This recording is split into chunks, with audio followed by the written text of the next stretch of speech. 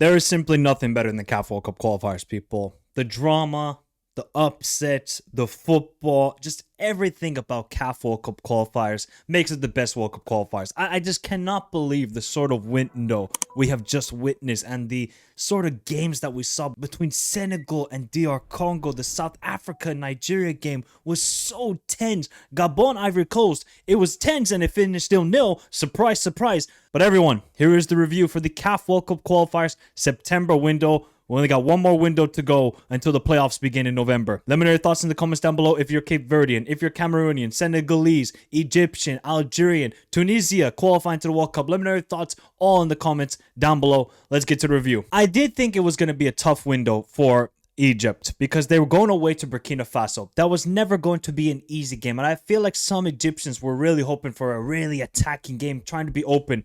Don't you want to see your team to defend? Isn't that what Egypt has always been about? Of course, you know, the golden generation they had, they were attacking side, but Egypt, the last sort of decade, have been a defensive team. They went away to Burkina Faso, set up defensively, and got a good result. I think going away against a team that are on such momentum that Burkina Faso were in and defending well like they did, I think it's a good result for Egypt. Yes, you know, Omar Mormouche getting injured. They had that offside goal that looked a little bit shaky, I'm not going to lie, but I think Egypt had a very good window. Yes, the performance at home against Ethiopia wasn't the greatest, but overall, I think it's a calm window. You're going to qualify in the next window. Your next game is against Guinea-Bissau. You should be fine here, Egypt. You're going to qualify to the World Cup and make a return since 2018. You're going to have question marks, and there always will be perfection amongst the Egyptians. But for this window, just calma. Calma. It's a grueling window. Remember, CAF World Cup qualifiers are never easy. We're going to talk about some other teams that didn't do so well. Burkina Faso, yeah, I mean, they beat Djibouti because everybody's going to beat Djibouti who have now a minus 24.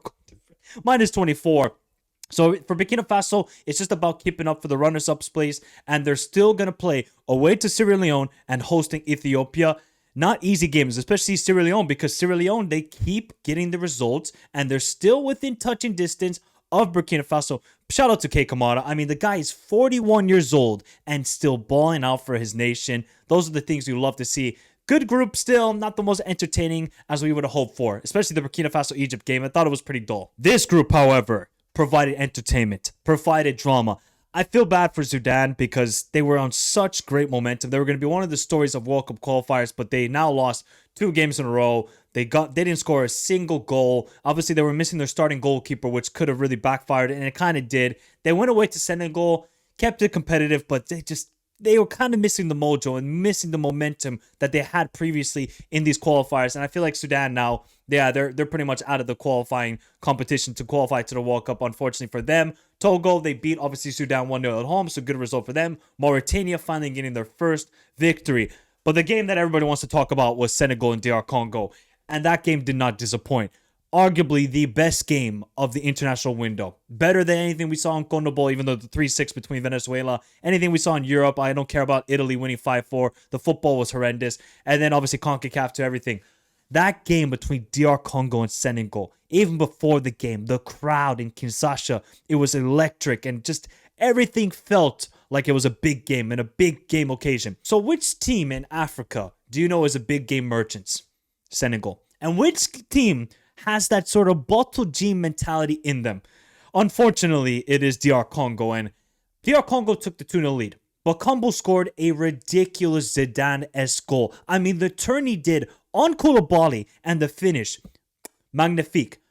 Then they get a second goal with Johan Wissa. I thought, okay, DR Congo are playing well. I actually thought Senegal, even during the watch-along, I said, Senegal are playing well here. They're 2-0 down, but they're controlling the game. Yeah, they made some defensive mistakes, but they can still create chances. And then Ndia said, okay, time to turn into Messi. Ndia was absolutely classed throughout the game. I also thought that Papa Gueye in the midfield did really well. Sadio Mane just didn't contribute that much, and that's something for a discussion heading into the World Cup if Senegal do qualify.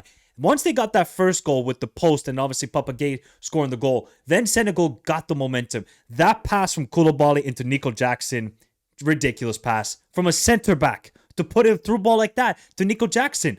Stupendous. And then the third goal, wonderful combination play by Senegal at the edge of the box. Pape Matar Sarr gets another goal in these qualifiers, got another goal in this window, and Senegal pick up a massive, massive victory, a remontada for them. And that is just showing that Papa Tiao is the manager for this team. They needed a new voice. Now you see this team is electrifying going forward because they have an elite midfield. If they can get a Sandiao healthy, Sadio Mane is going to be a bench player, unfortunately. I just think that's the way it's going. He's one of the greatest players of all time for Senegal. Maybe the greatest ever, but the regression is there. You can see it. They need the new players like an Asandia. Sadio Mane can be a bench option or start some games, but you can just see he doesn't have the same contribution, but just shows you how much talent there is on this Senegal team. I thought Sek, who had to come in for Niakate, did really well in the game, but DR Congo, oh my God.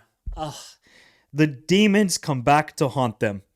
They are such a talented team. They were playing so well, but once they felt that adversity and the nervousness within the crowd, it got to them and they completely just collapsed. You're 2-0 up at home.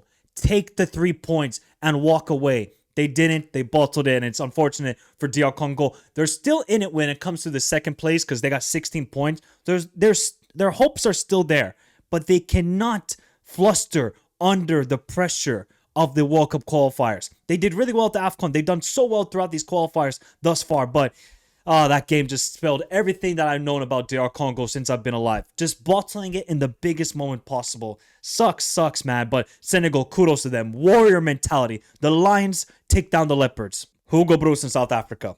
Credit to them. Gernot Rohr and Benin, I said if they pick up 6 points in this window, they're in the fight. Look right there, people.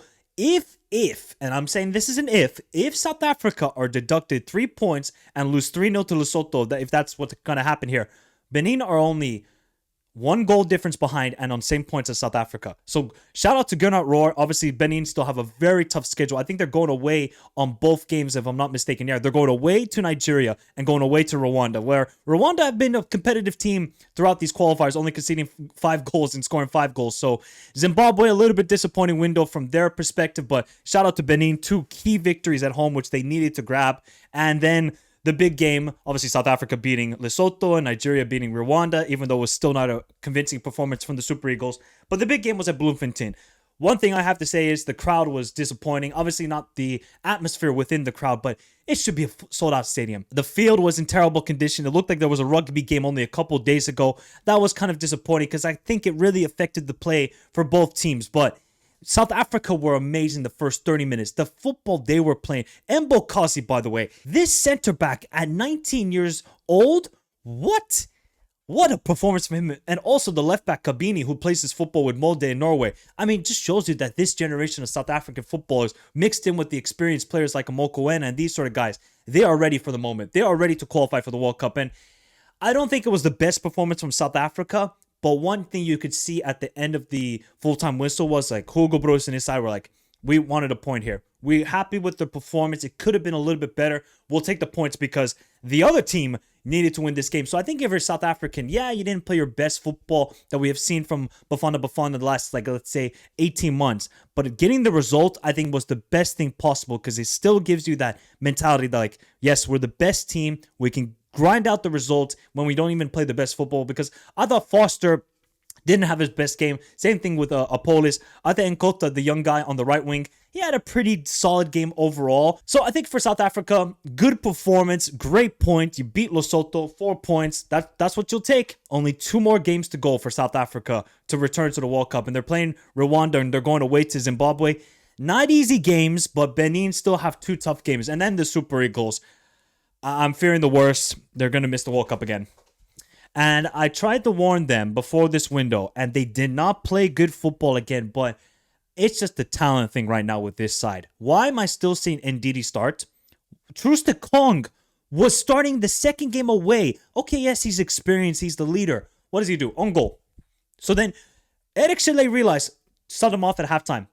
De Serres, not good enough for the national team. Subbed off at halftime. So Eric Chile effed up at halftime. He still got his team 1-1 because Calvin Bassey with the handball. By the way, that's a handball. Should have never been given a goal. There's no VAR in CAF World Cup qualifier, so the goal stood, which it never should have. The second half was poor from the Super Eagles. Akodare, who did come onto the field, I thought he did pretty well in the game. Offered a lot more than De Serres because De Serres did absolutely nothing. But this is a big game. Super Eagles have to win, and Nigeria did nothing. Creativity-wise, nothing. Combination play, other than the goal they scored, they didn't really offer anything with the crosses either. So I think if you're Nigerian, you got to look at this national team and more at the FA and the league that we're in the bottom pits of hell right now. This is not good enough. This is Nigeria. If this national team miss on back-to-back World Cups, and I'm going to have a more deeper dive sort of video discussing about the problems for Nigeria on why they're going to probably miss another World Cup, because we're at that point now, people. It's going to take a miracle for this side to get the runners-up spot and be one of the best 4 runners-up. I think for Nigeria, they had to win this game. They didn't really approach the game like that. I feel like their mentality heading into the game was like, okay, we're away in South Africa. We'll take a 1-0, but Eric Chile and his team, really disappointing. Really, really disappointing. Even the 1-0 victory at home to Rwanda was like, meh, it's okay. So, yeah, I think if you're Nigerian, you just got to be so disappointed because Adamal Lukman, I think he was lacking really match fitness into this window, and it showed. Iwobi just giving up the ball on needless occasions in the midfield. Chukwueze not offering enough off the bench against South Africa. I feel for my Nigerians because I know how much they love football, but this national team are just not performing at the moment. But a national team that are performing and might pull off one of the greatest upsets and be a debutant is Cabo Verde. Angola, again, oh man, they have regressed. I don't know what's happened to Angola. I really don't. They were so good at the AFCON and after the AFCON, but lately in CAF World Cup qualifiers, they're fumbling it. And they're pretty much out of the World Cup. Libya, Aliou Cisse. This is a team to watch for the future, people. They might not qualify to the World Cup now, even though they're still going to play Cabo Verde at home and going away to Mauritius. So maybe Libya could get the runners-up. Aliou Cisse is such a brilliant manager. I know it didn't end the greatest with Senegal. It's just the times, like with Mourinho with Chelsea. When you have a great manager, sometimes it's going to have a very bitter ending. But now Aliou Cisse, new project, and you see Libya. These guys are the real deal when it comes to the football they play, and they have now rejuvenation. Going away to Angola and getting a win, I think that's a massive, massive result. But the game everybody wants to talk about is Cabo Verde beating Cameroon at home. Let me just repeat that.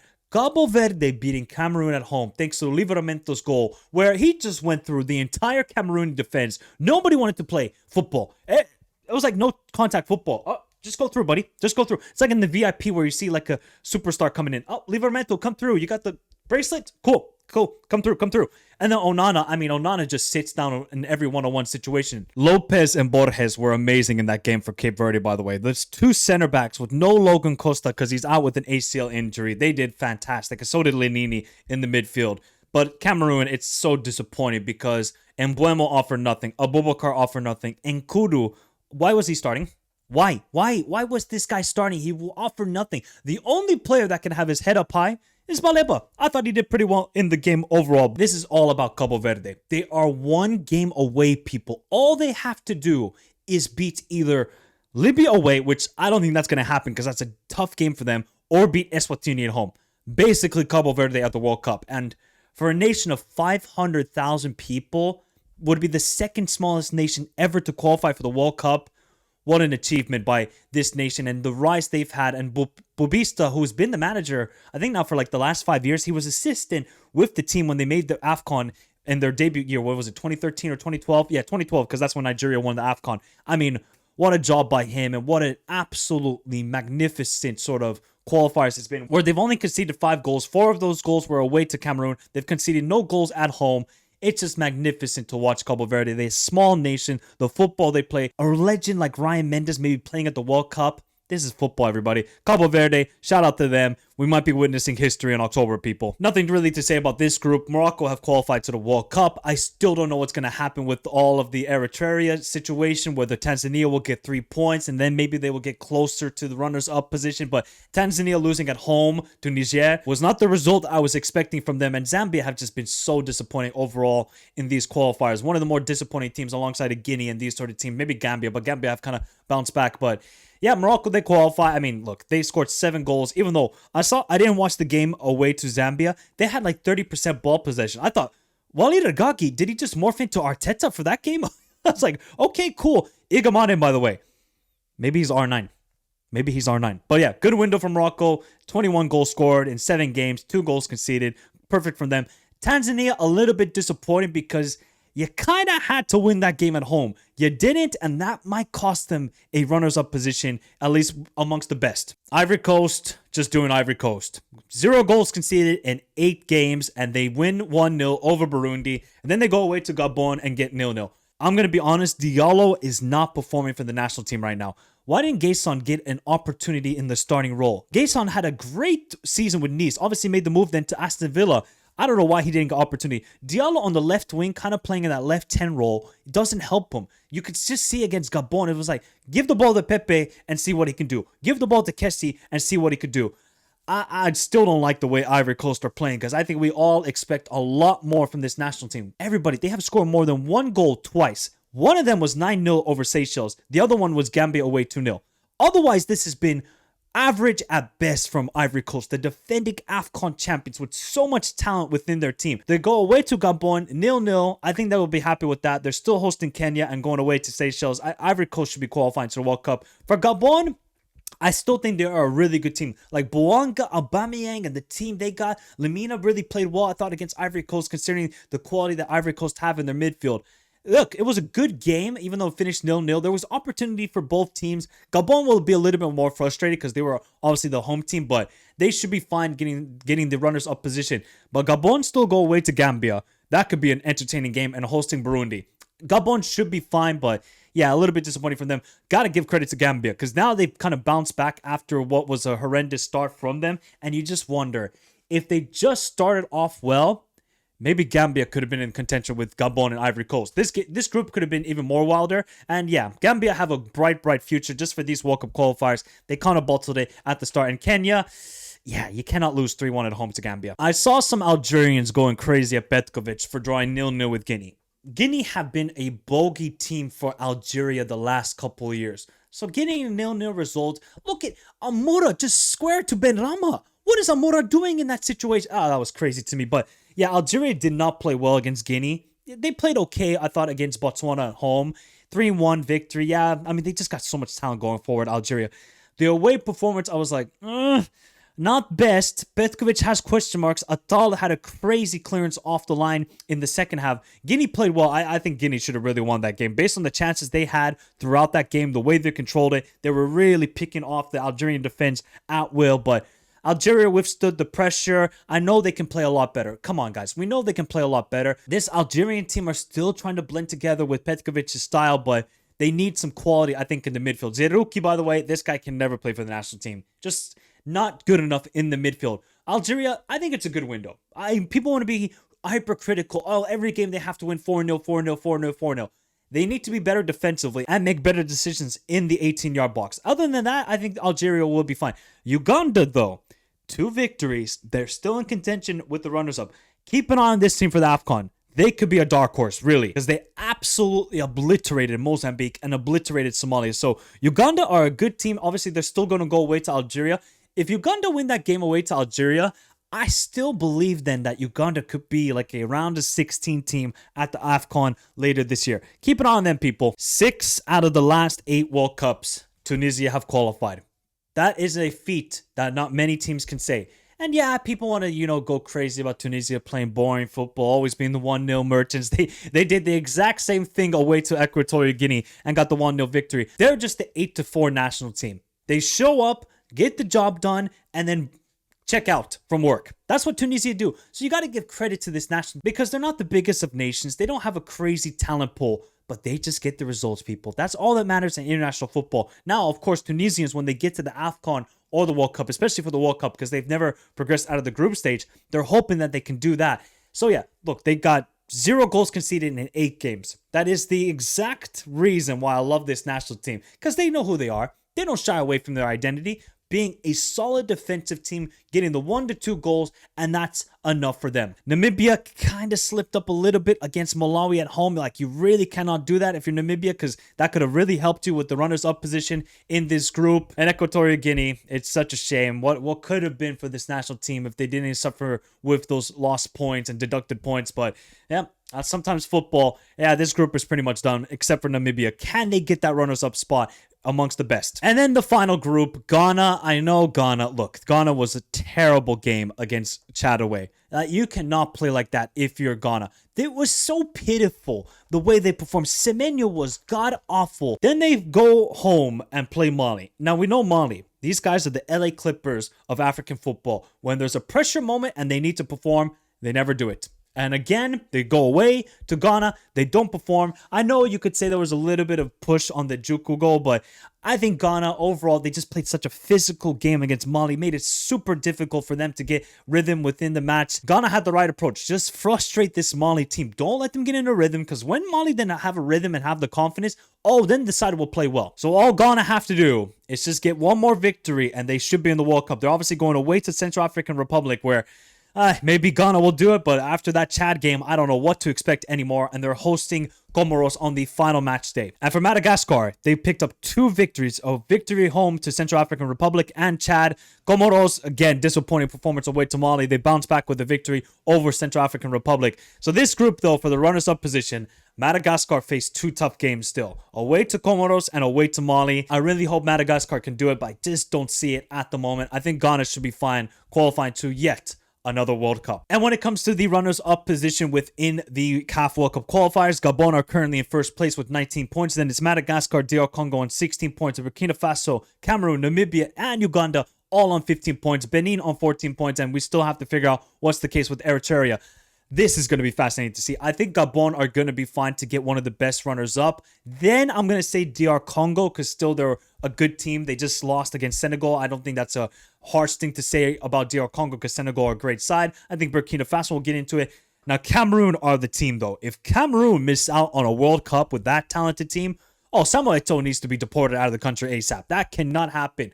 Keep an eye out on Uganda. If Uganda can win both games, they might sneak in to the playoffs. What a window. What a crazy storylines we get in CAF World Cup qualifiers. And you love that sort of content, remember to subscribe to the channel if you're a new rider, because we're going to have a lot more videos heading into the October window. Remember to follow me on all the socials, Instagram, Twitter, join the Discord. The Discord was popping off during the CAF World Cup qualifiers. And have a beautiful day. Stay safe in this crazy world. Till next time. Adios.